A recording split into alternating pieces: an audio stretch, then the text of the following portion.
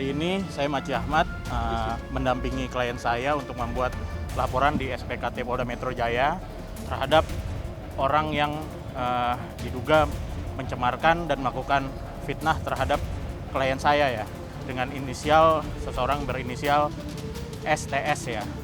Itu kurang lebih dia sebagai kuasa hukum dari saudara yang berinisial J ya, di mana ancamannya 4 tahun penjara dan denda 750 juta rupiah ya, seperti itu. Ya untuk pencemaran dia kan mengungkapkan tuh di media seolah klien saya ini tanda kutip meminta uang damai, lalu meminta uang 10 miliar kepada saudara JRX.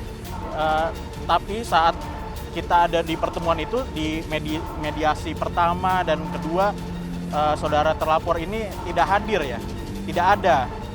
Patut dipertanyakan gitu, dia mendapatkan pembuktian itu dari mana, cerita-cerita tersebut ya. Ya, ketika memang kasus ini sudah dinyatakan P21 dan saudara J sudah resmi ditahan oleh pihak kejaksaan dan dititipkan di rutan Polda Metro, kenapa ada isu panas yang dilontarkan oleh pihak J? Saya jujur ya, ketika diwawancara oleh media manapun, saya selalu memberikan statement yang menunjukkan keadaan. Tidak pernah saya bilang puas ditahan saudara J. Saya kalau ditanya puas atau tidak, saya bilang biasa saja. Dan saya puas karena apa? Keadilan ditegakkan untuk diri saya.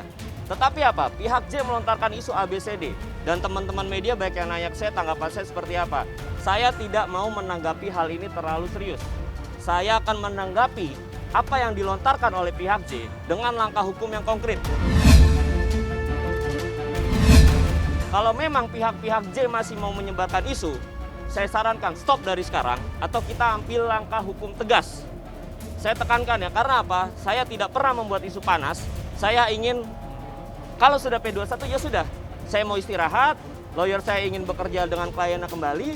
Kenapa kita harus seperti ini lagi gitu loh? Ini kuasa hukumnya ini dari awal tidak pernah ketemu dengan saya ketika media siapapun.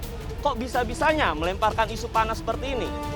Kita serius di sini, kita ambil langkah tegas hukum, kita proses maksimal mungkin, dan saya percayakan kembali kepada Polda Metro Jaya untuk mengurus kasus ini. Itu paling tanggapan dari saya. Siapa aja mungkin yang Untuk bukti-bukti ya kita akan menyediakan, udah tentunya ada bukti ya, bahwa di isi-isi percakapan siapa yang aktif menghubungi beberapa kali, dalam terkesan juga merengek-rengek minta ketemu klien saya ya untuk difasilitasi ya. Tetapi saat sudah difasilitasi, lalu dia melempar isu-isu panas gitu loh. Padahal kita mempunyai bukti-bukti yang lengkap. Siapa yang meminta, siapa yang ada juga menawarkan uang perdamaian, ada juga menawarkan tanah di Uluwatu ya, di Bali ya. Tapi kita juga tidak mengiyakan juga karena proses ini juga udah mau P21 gitu loh. Kita juga tidak sanggup gitu loh. Kita juga tidak akan menerima hal-hal yang seperti itu gitu. Tapi di mana di pertemuan itu lawyer yang mengungkapkan isu panas ini tidak ada di pertemuan itu, baik mediasi pertama, kedua, bahkan mediasi sebelum membuat LP juga tidak ada gitu loh. Patut juga apa ini motifnya ini?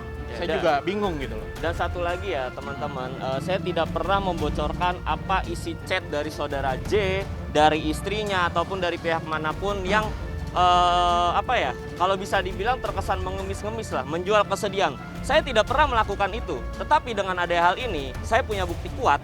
Beberapa chat saya juga udah share di Instagram, tapi tidak saya buka siapa namanya, tidak saya ini kirimnya karena kan ada UITE. Saya akan buka aja nanti semuanya. Betapa menjual kesedihannya mereka kepada saya, mengemis-ngemisnya mereka kepada saya jika memang isu panas ini akan terus dilontarkan oleh saudara STS. Itu aja. Dan ada juga satu chat kok, sampai ingin rasa belas kasihan ke saya bahwa saudara J ingin mengakhiri hidup. Itu ada buktinya, kita siap buktikan semua. Dan tadinya saya nggak mau hal ini terjadi. Saya ingin keep ke pribadi saya karena apa? Akan membuat malu. Tetapi ini sudah terlanjur. Saudara STS sendiri yang membuat asap seperti ini, ya kita mainkan saja sekalian apinya di ranah hukum. Itu aja sih paling teman-teman. Dan tidak menutup kemungkinan akan ditambahkan pasal 55 ya, ada turut serta ya. Tapi nanti dan itu akan berproses ya dari penyelidik ya. Dalam penyelidikan dia mengetahui berita ini dari mana gitu. Tidak menutup kemungkinan terlapor akan bertambah ya, seperti itu. Sejauh ini masih satu. Sudah proses mediasi itu sendiri seperti apa sih? Boleh dijelaskan mungkin adakah tawar-menawar? Kalau mediasi tawar-menawar itu saya sudah sampaikan berkali-kali di media sosial saya, di kalangan media juga saya sudah menyampaikan bahwa pihak yang menawarkan adalah pihak dari J. Tawaran tanah, tawaran uang, bagaimana caranya saya biar bisa mencabut laporan, itu semuanya dari pihak J. Ajakan ketemu, bahkan sampai lewat kuasa hukum saya, karena memang saya kalau sudah menutup akses kontak, saya tidak akan balas. Sampai lawyer saya di chat, di DM, di telepon, supaya apa? Bisa ketemu sama saya. Sampai sebegitunya mereka gitu loh. Dan ini motifnya apa gitu loh, tujuan STS menyebar isu ini apa? Untuk memainkan saya, memancing saya. Saya bukan orang bodoh yang gampang terpancing untuk dilaporkan balik. Enggak, kita makanya ambil langkah hukum aja untuk saudara STS ini. Biar nyusul sekalian, kalau saya bilang keras ya, biar nyusul sekalian ke dalam sel untuk saudara STS. Membantah, jelas membantah. Jelas membantah karena kita sudah mengambil langkah hukum. Itu langkah yang saya lakukan, saya nggak mau adu statement dengan dia di media.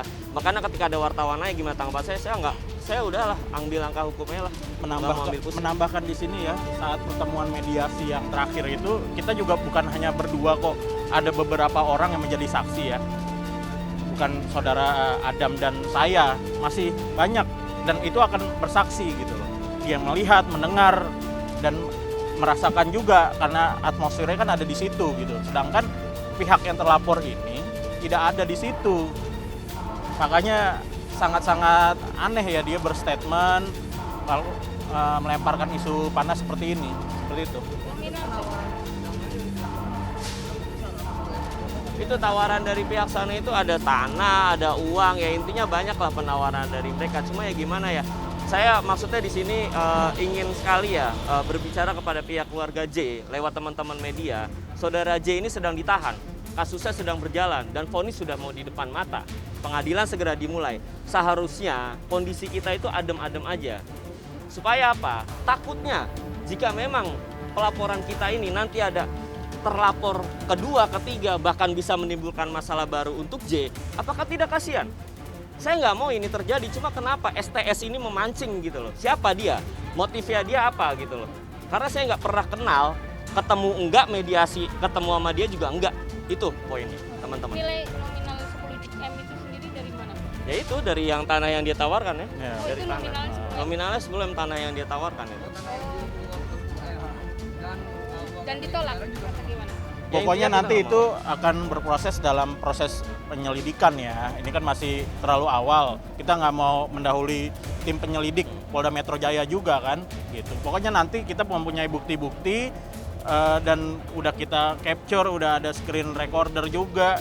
Yang itu nanti akan kita lakukan pembuktiannya saat pemeriksaan ya, seperti itu.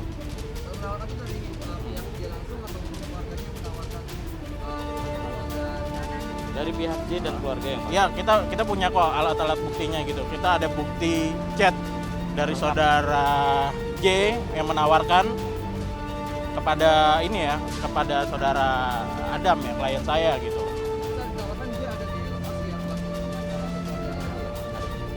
Ada pengacaranya justru tidak ada. Pengacaranya Dia nggak ada. cuman ada bapaknya Ya, sama saudara J aja. hanya ada 2 orang, tidak ada kuasa hukum dengan inisial G ataupun STS. Itu tidak ada di lokasi. Iya. Makanya ketika mereka menyebarkan isu ini berarti mereka sama saja ingin menambah masalah baru untuk saudara J. Saya pun sudah tidak mau membuat isu panas. Mereka tidak ada belas kasihan. Seharusnya tuh fungsi kuasa hukum apa sih? Membela klien. Bukan malah memanaskan situasi yang akan menjerumuskan dia ke lubang yang sama. Salah menurut saya itu. Itu paling. Ada beberapa kok yang menawarkan ganti kerugian ya kepada klien saya. Itu juga sudah kita amankan semuanya. Bukti kita intinya lengkap, kita tidak ada melakukan pemerasan, siapa yang menawarkan, siapa yang ingin, kita punya bukti dan akan kita lakukan itu pembuktiannya di ranah hukum Dan aja. kalau kita disangkakan melakukan pemerasan seperti pemberitaan, laporkan saja. Iya, Kenapa harus drama-drama gitu? iya itulah. Laporkan saja.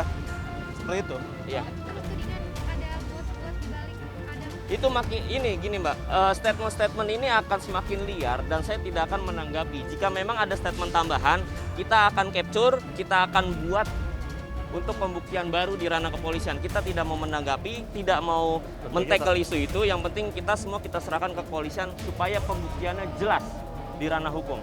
Karena kalau begini-begini aja, kita akan lempar-lemparan doang kan, nggak akan selesai. Biar hukum yang membuktikan siapa yang salah dan siapa yang benar, gitu aja. Dan tentunya terlapor harus membuktikan semua tuduhan-tuduhan dan ucapan-ucapan yang dia sampaikan kepada media ya, dan pihak sosial semua.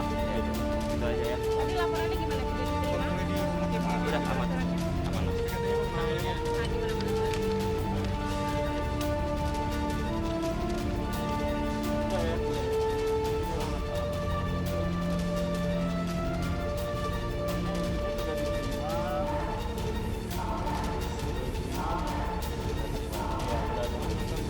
Selamat gue tutupin alamat.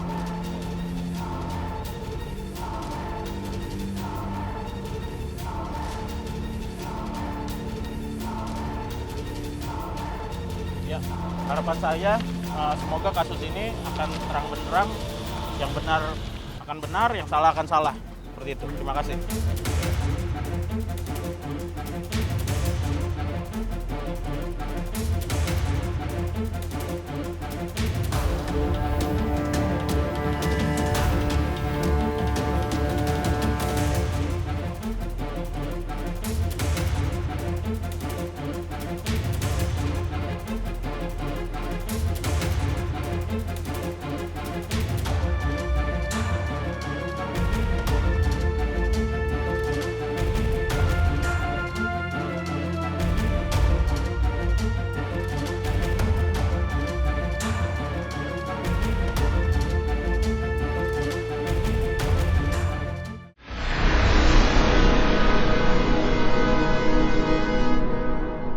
Jadi jangan lupa untuk subscribe Cumi Cumi.